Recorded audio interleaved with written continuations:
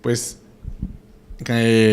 para mí es un honor estar acá ante ustedes, el primer simposio regional de electrofisiología para del Oriente Colombiano, principalmente dirigido pues para todos ustedes que están en mayor contacto con los pacientes en la consulta y en la práctica diaria.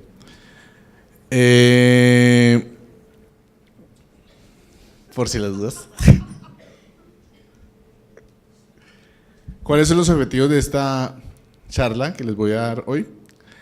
Básicamente tener claridad sobre las indicaciones del aislamiento de las venas pulmonares o aislamiento ablación de fibrilación auricular. Saber cuándo no debo pensar en ese procedimiento para el tratamiento de la fibrilación auricular y familiarizarse con las diferentes técnicas de ablación de fibrilación auricular. Cuando hablo de familiarizarse, van a ver que pues, va a ser una revisión muy por encima de lo que es, porque esto es un tema súper extenso, del cual incluso se hacen simposios únicamente del mismo. En cuanto a la epidemiología de la fibrilación auricular, tenemos que la prevalencia estimada para el año 2050 en Estados Unidos va a ser entre 6 y 12 millones de personas, y en Europa para el año 2060 va a ser 17 millones de personas. En la cohorte de Framingham, en la población de Framingham, han encontrado un incremento de 40 veces la prevalencia de fibrilación auricular ajustada por la edad en el seguimiento en los últimos años. En estas curvas de Kaplan-Meier, ellos mostraron también cómo la tasa de sobrevida de los pacientes con fibrilación auricular decaía en el tiempo, a medida que el paciente tenía más años de fibrilación auricular. Posiblemente eso también esté correlacionado con la edad y el envejecimiento de esa población. Es un estudio de cohorte con sus limitaciones. ¿Cuáles son las técnicas que hacemos o que utilizamos los electrofisiólogos para hacer la ablación de fibrilación auricular? Tenemos 3 tecnologías disponibles en el momento. Lo que ustedes buscan o lo que buscamos los electrofisiólogos, debido a investigaciones que desarrolló el grupo de Burdo y el grupo del doctor Heisager, que hace muchos años publicó un paper en New England Journal of Medicine, en el cual él encontró y demostró la importancia del papel de las venas pulmonares en la génesis de la fibrilación auricular, sobre todo en sus estadios iniciales. A raíz de eso, él comenzó con las técnicas de ablación en el interior de las venas pulmonares, que a medida que ha pasado el tiempo y debido a que han habido complicaciones que se asocian a la aplicación dentro de las venas, principalmente estenosis de las venas pulmonares, ha ido evolucionando y actualmente de hacer ablación dentro de las venas pasamos a hacer ablaciones más anchas, más centrales, en la unión entre las venas, de las venas con la aurícula izquierda, que se conoce como antro. ¿Qué técnicas tenemos actualmente para realizar ese aislamiento de esa actividad eléctrica dentro de las lesiones que se aplican? Estas líneas rojas son las lesiones de radiofrecuencia, y acá lo que vemos es el interior de las venas, cómo se ve sin ninguna actividad eléctrica después de haber realizado ese procedimiento. ¿Qué técnicas que tenemos en el momento? Básicamente podemos utilizar ondas de radio, que esa es la comúnmente conocida como radiofrecuencia, o la terapia con frío, en la cual se utiliza un catéter balón, en el cual se coloca en el interior en la llegada de las venas pulmonares a la aurícula izquierda, y lo que hace básicamente es congela y produce lesión por congelación. También existen balones con láser que en un momento estuvieron o salieron del mercado, pero ahorita están retomando fuerza, que también están siendo desarrollados para el aislamiento de las venas pulmonares.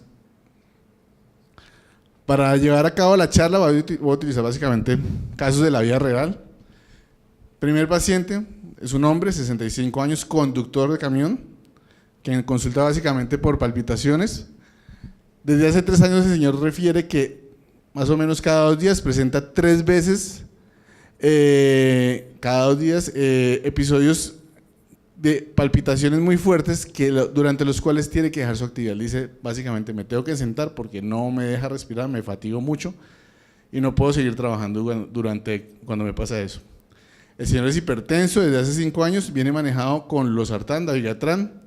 El dabigatran es un anticoagulante específico del cual hablaremos más tarde, a las dosis habituales. Un examen físico básicamente con una tensión arterial de 130/80, con frecuencia cardíaca y frecuencia respiratoria normal, con un peso de 80 kilogramos, una talla de 1,82 y un índice de masa corporal de 25, sin ningún otro hallazgo al examen físico.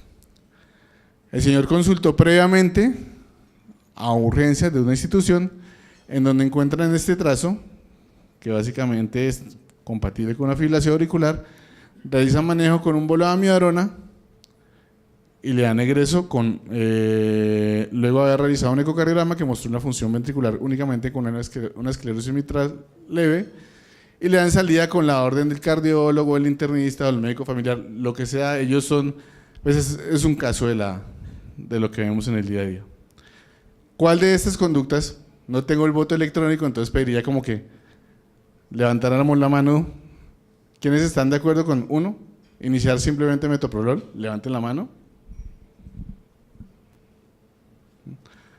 2, iniciar propafenona pill in the pocket. Cuando hablo de pill in the pocket es la píldora en el bolsillo, es indicarle al paciente, educar al paciente para que cargue con sus pastillitas y cuando le dé el episodio se tome 2 pastillitas o 4 pastillitas y espere un par de horas para que pase el episodio.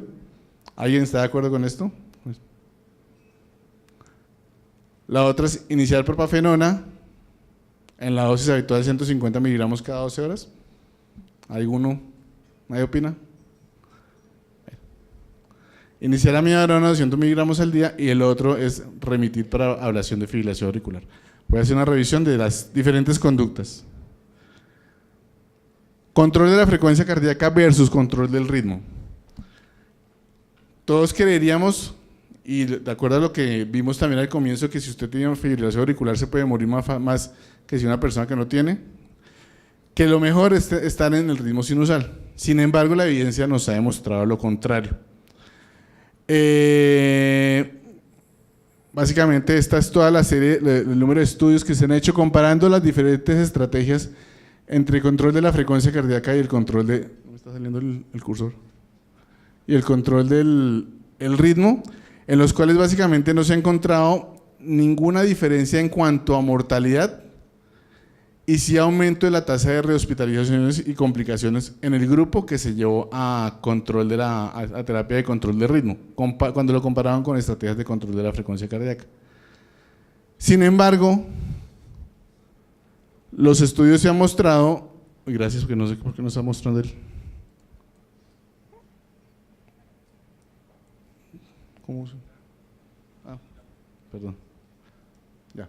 Los estudios se han mostrado que al parecer estar en control, con adecuado control del ritmo, lleva a que la persona tenga mejor calidad de vida con respecto a la persona que fue asignada al control de la frecuencia cardíaca. Y también análisis posteriores de esos estudios también mostraron que los pacientes que definitivamente lograban estar en ritmo sinusal podían tener mejor sobrevida que los pacientes que no se lograban pasar a ritmo sinusal. Con base en eso, y debido a que lo que se ha encontrado es mejoría en la control de los síntomas y la calidad de vida, las sociedades científicas de la Sociedad Europea y la Sociedad Americana recomiendan estratificar la fibrilación auricular según el impacto de los síntomas en la calidad de vida de los pacientes. En la última guía de fibrilación auricular del año 2016 recomiendan utilizar esta escalita que es sencillita, que es una escala medio subjetiva, pero que vale la pena tener presente para definir cuáles pacientes con fibrilación auricular, tanto persistente como paroxística, acuérdense la diferencia que está acá anotada, acá está la clasificación que debemos aprendernos todos los que tenemos contacto con fibrilación auricular, cuánto es el impacto de esos síntomas en la calidad de vida de los pacientes. ¿Por qué? Porque si yo tengo un paciente que hace episodios de fibrilación auricular una vez cada año, una vez cada 2 años, pues puedo plantear una u otra estrategia diferente a un paciente que tiene episodios de fibrilación auricular, como este señor que les estoy comentando, que aparece casi todos los días y que interfiere en su calidad de vida y en su actividad diaria. Hablando de pill in the pocket, que fue una de las opciones que les coloqué ahí, hay estudios que mostraron, esta es una estrategia que solo se usa, en episodios poco frecuentes. Cuando hablo de poco frecuentes, en los estudios que se ha evaluado, es máximo un episodio cada mes. Que no tengan alteraciones en la conducción auriculoventricular ni intraventricular. Está contraindicado usarlos en bloqueos de rama, porque se pueden asociar a trastornos de la conducción y bloqueos auriculoventriculares y episodios de parada cardíaca están reportados. No se pueden usar tampoco en preexcitaciones asociadas En revisiones sistemáticas de la literatura que se han hecho, se han encontrado que la estrategia de pastilla en el bolsillo se utilizan 600 miligramos en realidad y se debe asociar al uso de betabloqueador siempre, porque también pueden aparecer durante las palpitaciones episodios de flúter auricular que si ustedes no usan el betabloqueador pueden conducir uno a uno. Se encontró que era ligeramente menos efectiva que la estrategia de usar continuamente el antiarrítmico para el control de los síntomas. Sin embargo, se encontró que era más costo efectiva que mantener al paciente tomando medicamentos continuamente, siempre y cuando, acuérdense bien, los síntomas fueran muy poco frecuentes. La otra estrategia que les puse ahí, que era remitir a la ablación de fibrilación auricular como primera línea de tratamiento. Se han publicado varios ensayos clínicos aleatorizados comparando a esta estrategia con el tratamiento médico. Ahí está el estudio RAFT 1 y el estudio RAFT 2. Está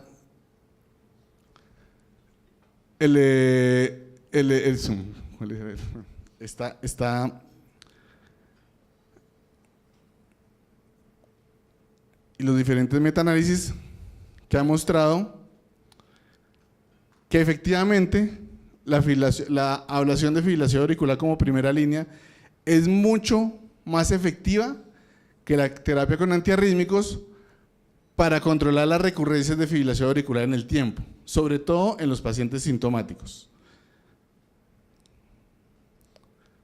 Sin embargo,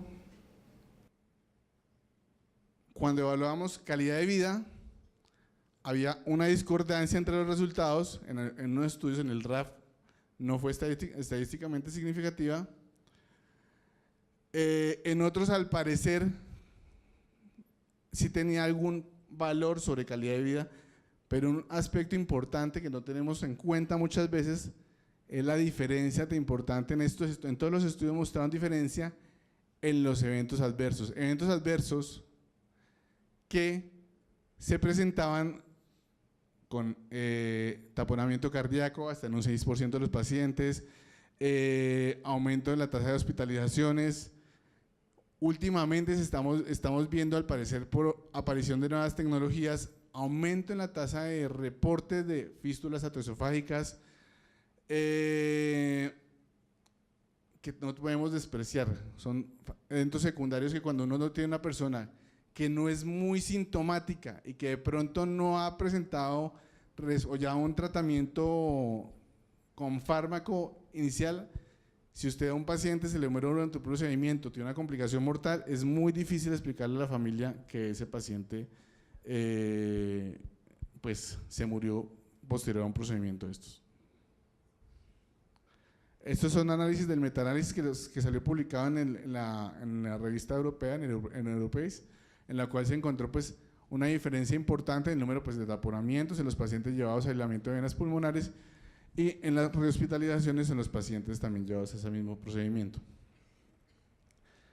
Nosotros creíamos, los electrofisiólogos, llevamos este estudio, desde que yo creo que me estaba formando en cardiología al final, estaba esperando los resultados del Cabana.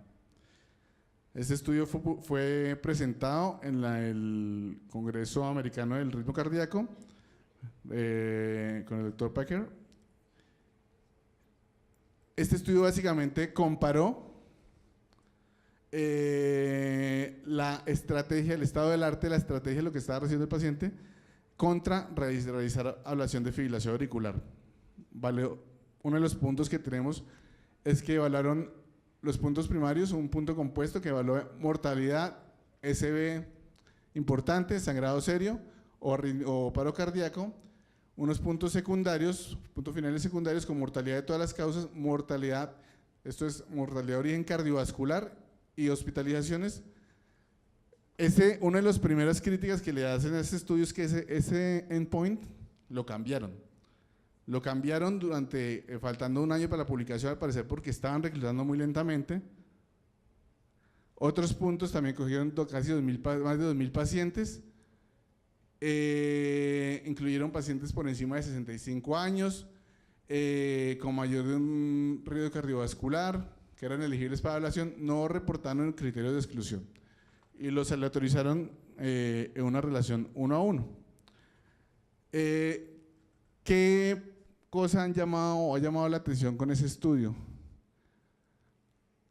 De los pacientes asignados al brazo de terapia con drogas, el 28% de los pacientes fueron cruzados a lo largo del estudio al grupo de ablación.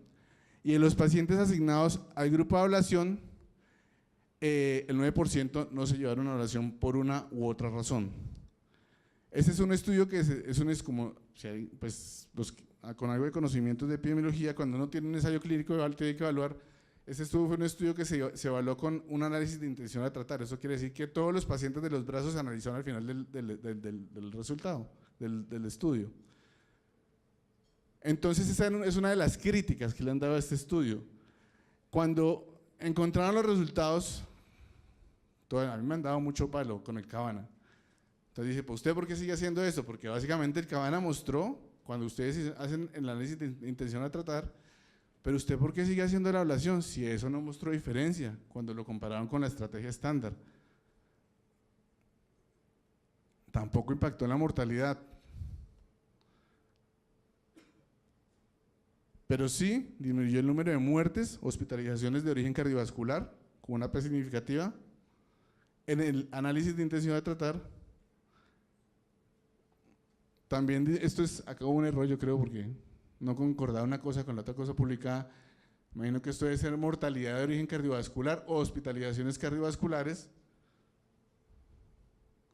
Claramente la ablación es superior a la estrategia con medicamentos para la primera recurrencia después del periodo de blanking. Cuando hablamos de blanking, uno cuando es una ablación de fibrilación auricular, antes de decir que una ablación ha fallido, tiene que esperar por lo menos 2 meses antes de repetir el procedimiento. Con unos eventos adversos que no fueron estadísticamente significativos en el grupo de ablación cuando se comparó con el grupo de terapia estándar. Cuando miraron los puntos secundarios, acá si ven esto es clave, como ellos no les dio el análisis por intención de tratar y vieron también ese problema que para mí es una crítica del estudio, la verdad, creo que perdieron una gran oportunidad al permitir que ese cruce durante el estudio se diera. Cuando ellos analizaron los grupos que en realidad recibieron el tratamiento, el grupo que recibió realmente el tratamiento de ablación de fibrilación auricular y el grupo que recibió terapia médica, encontraron estadística o resultados estadísticamente significativos en el grupo de ablación, siendo siempre el grupo de ablación superior en todos los endpoints. Los beneficios más claros los vieron en pacientes menores de 65 años, en pacientes con falla cardíaca. Estamos a la espera de la publicación definitiva, porque esto fue presentado en mayo y estamos ya en septiembre y aún nada los resultados. Yo, la verdad, pues creo que todos estamos a la espera de cómo van a explicar ellos esto. Para mí creo que se perdió una oportunidad importante para responder una pregunta, porque el estudio con este tipo de cambios pierde validez externa. Entonces pierde validez para cambiar alguna recomendación de la guía. Para mí a la fecha y creo que para las sociedades científicas, estos son los pasos que uno debe recibir o debe hacer con un paciente con fibrilación auricular. 1, control agudo de la frecuencia y el ritmo según lo que ustedes consideren. Control de los factores principales, cambios en el estilo de vida, tratamiento de las enfermedades cardiovasculares subyacentes. Importantísimo evaluar el riesgo de evento cerebrovascular. Evalúe la frecuencia cardíaca y establezca un tratamiento para el control de la frecuencia cardíaca. Evalúe la severidad de los síntomas y según eso, inicie el tratamiento adecuado para eso. Entonces, con base en eso, a pesar de que yo diría que este paciente, lo primero que tenemos que hacer es, 1, iniciar el manejo con antiarrítmico y reevaluarlo pronto. Yo normalmente en mi práctica lo que hago es que lo reevalúo a los 3 meses y si el paciente, como muchas veces pasa, no ha respondido a la terapia con antiarrítmicos, lo llevo a una ablación de fibrilación auricular. Segundo caso, que es otro caso de la vida real, mujer de 60 años, que en consulta por disnea, Tiene 6 meses de disnea de moderados esfuerzos, ortopnea, edema de miembros inferiores ocasionales. Tiene antecedentes de una falla cardíaca congestiva, cardiopatía dilatada no isquémica con una fracción de eyección moderadamente deprimida. El manejo con bloqueadores de los receptores con ARA2, con analosartán 50 miligramos cada 12 horas, metoprolol succinato, espironolactona y furosemida de forma ocasional cuando presenta edema. Al examen físico con tensión de 150, frecuencia cardíaca de 55, frecuencia respiratoria de 20, los ruidos cardíacos irregulares con un déficit de pulso sin agregados y hay desplazamiento del choque de la punta. Este es el holter de esta señora, en el cual básicamente encontramos unos trazos con bloqueo de rama, seguramente, y una fibrilación auricular que aparece durante todo el ritmo, durante todo el registro, con frecuencias no controladas. Tiene ese ecocardiograma con un ventrículo izquierdo levemente dilatado, con una fracción de eyección del 30%, con una disfunción diastólica, y una aurícula izquierda con una moderada dilatación de la misma. ¿Qué opciones de manejo tengo yo? Entonces, 1, le pongo amiodarona. 2, le pongo digital. 3, le puedo ordenar un desfibrilador. 4, la refiero por una ablación del nodo AB y le implantamos un cardioresincronizador. O 5, de pronto le llevamos una ablación de fibrilación auricular. Las guías que establecen ahorita, o que recomiendan. Recomienda que uno puede usar la ablación de fibrilación auricular en pacientes sintomáticos con fibrilación auricular en quienes se sospeche que la falla cardíaca es secundaria a taquicardiopatía. Sin embargo, uno se pregunta, ¿esto será taquicardiopatía o será que el paciente tiene una cardiopatía dilatada de otro origen? ¿Qué fue el primero, el huevo o la gallina? Actualmente, ¿qué recomiendan? Básicamente lo dejan muy a elección del paciente y recomiendan usar amiodarona con un nivel de evidencia 1 o ablación con catéter con un nivel de evidencia 2A. Estudios previos, el AEMO-CHF y el AF-CHF, no mostraron diferencias en control de la frecuencia comparado con control del ritmo. Sin embargo, hay que tener presente que cuando realizaron esos estudios, las estrategias de control del ritmo fueron cardioversión eléctrica y manejo con antiarrítmicos. Por tal razón, seguramente esos pacientes se hospitalizaban más, tenían más efecto secundario, más proarritmia y seguramente por eso no les iba tan bien. Han salido otros estudios, publicado en el año 2008 cuando estaba haciendo mi formación en electrofisiología, que empezó a arrojar algunos resultados. Otro estudio, el estudio CAMTAF, otro estudio publicado en el Mundial de Cardiología de hace 2 años, el estudio KESTOL-AF, que seguramente los que conocen algo de falla, los que tienen algún contacto con cardiología saben algo de ese estudio, que posiblemente ha venido cambiando ese estigma en los pacientes o esa forma de manejo en los pacientes con falla cardíaca. En el año 2008 los pacientes del grupo PAVA-CHF cogieron un ensayo clínico, hicieron un ensayo clínico pequeñito, en el cual demostraron que la ablación de fibrilación auricular o aislamiento de venas pulmonares fue superior a la estrategia de implantar un dispositivo, un cardioresincronizador y ablactar el nodo AB, fue superior en la distancia caminada a 6 minutos, en la fracción de eyección y en el score de Minnesota. El estudio CAMTAF también mostró mejores resultados en consumo de oxígeno, en el ProBNP, en la fracción de eyección y en los diámetros de fin de sístole, con una mejoría importante de la fracción de eyección y parámetros o hallazgos que hablaban de mejoría o disminución de la remodelación patológica. Posteriormente, el estudio KESTOL-AF mostró una disminución en la mortalidad y de hospitalización en los pacientes que eran llevados a ablación de fibrilación auricular cuando los comparaban con la terapia estándar y mostraron también una disminución en la mortalidad de cualquier causa a lo largo del seguimiento y de hospitalizaciones por empeoramiento de falla cardíaca. Este fue un estudio que, pues, cuando uno lo mira, es un ensayo clínico con una muestra ya de 300 y pico de pacientes que fue con análisis por intención de tratar y que no mostró ninguna diferencia, que mostró diferencias importantes a favor de la ablación de fibrilación auricular. Cuando estos estudios se compararon y se llevaron a estudios de metaanálisis, se acuerden que los niveles de evidencia tienen diferentes niveles, pues, diferentes estados, y los metaanálisis son el nivel superior cuando tienen una adecuada realización y un adecuado análisis estadístico. Los metaanálisis que se han publicado, que a la fecha cuando hice la revisión había más o menos unos 6 en los cuales se incluyó el CASTEL-AF, mostró diferencias, como verán acá en las curvas, en los diagramas, diferencias estadísticamente significativas en mortalidad, pues no se ve muy bien, en rehospitalizaciones y a favor de la ablación cuando se comparó con respecto a la terapia farmacológica.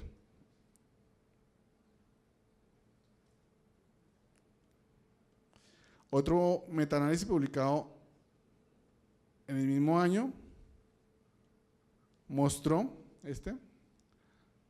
similares de resultados, lo cual nos habla de que los pacientes posiblemente se beneficien más de llevarlos a ablación de la fibrilación auricular, importante diferenciarlo de manejo antiarrítmico, en pacientes con falla cardíaca. Entonces, con base en eso, pues yo diría que en este paciente, a pesar de que no es la recomendación de las guías, posiblemente el paciente con falla cardíaca que tiene fibrilación auricular, posiblemente, y lo que yo he visto en la práctica, que lo que hablaba Pacho ahora, la práctica aún es muy diferente a lo que dice la evidencia, posiblemente esos pacientes se beneficien de ser llevados de forma temprana a una evaluación de fibrilación auricular antes de definir otro tipo de conductas. Incluso, de esto hay algunas publicaciones más pequeñitas, hay pacientes que debido a que mejora la remodelación patológica, la indicación de implante de desfibrilador para prevención de muerte, cuando ustedes lo revalúan en el tiempo, el paciente ya no tiene indicación, pues la función ventricular se normalizó o casi se normalizó. Caso número 3 de esta semana: 65 años, consulta por episodios de presíncope y síncope, alterando con algunos episodios de palpitaciones muy molestos. Vienen recibiendo manejo con enalapril, metoprolol 50 miligramos cada 12 horas y propafenona 150 miligramos cada 12 horas. Le viene dando su cardiólogo, lo mandan para que le ponga un marcapaso, porque le encontraron esos episodios de fibrilación auricular que cuando paraba el ritmo sinusal, hacía estas pausas tan bonitas. Pues el doctor Olaya, que es bien terco, cogió y le suspendió los medicamentos y le tomó un nuevo Holter después, en los cuales pues se alternaban ritmo sinusal con episodios muy rápidos de fibrilación auricular, durante los cuales el paciente se ponía muy sintomático. Entonces, ¿qué haremos? No vuelve a hacer pausas en los seguimientos. Le pongo un marcapaso BBIR y le coloco un antiarrítmico, le hago una evaluación de la fibrilación auricular, continúo con propafenona y le encomiendo al Señor, vaya que lo protejan. No, eso no es conmigo, que lo vea otra persona. ¿Qué es lo que dice la evidencia? No hay mucho. Esto sí puede ser, me pueden dar más palo. De eso sí no hay mucho. Hay estudios de cohorte más que todo, que han mostrado que los pacientes que tienen disfunción sinusal asociada a fibrilación auricular, cuando los llevamos a ablación de fibrilación auricular, los pacientes no tienen aumento en el número de hospitalizaciones a lo largo del seguimiento. No hay diferencia entre ponerle un marcapaso, llevarlos a ablación de fibrilación auricular, pero sí necesitaban mucho menos marcapasos que los pacientes que no eran llevados a ablación de fibrilación auricular. Casi un 93% de los pacientes que previamente tenían indicación de implante de marcapasos, casi un 93% después ya no la tenían. Entonces, posiblemente, y lo recomiendan también las guías, en los pacientes que ustedes tienen una disfunción sinusal asociada a fibrilación auricular, posiblemente usted le puede ofrecer primero una ablación de la fibrilación auricular antes de llevarlo a un implante de marcapaso. Entonces, esa es mi conducta personal. Si quieren, me pueden dar palo. Conclusiones. Uno, pues existen tres tecnologías más que técnicas, porque la técnica siempre es la misma, es buscar la separación eléctrica de las venas del resto de la aurícula izquierda. Diferentes para aislamiento de venas pulmonares. Uno, el aislamiento de venas pulmonares debe reservarse para pacientes con refractariedad a la terapia farmacológica óptima. Con la evidencia disponible es probable que el nivel de evidencia para la evaluación de fibrilación auricular cambie las guías de práctica clínica en los pacientes con falla cardíaca. De pronto se debe hacer antes.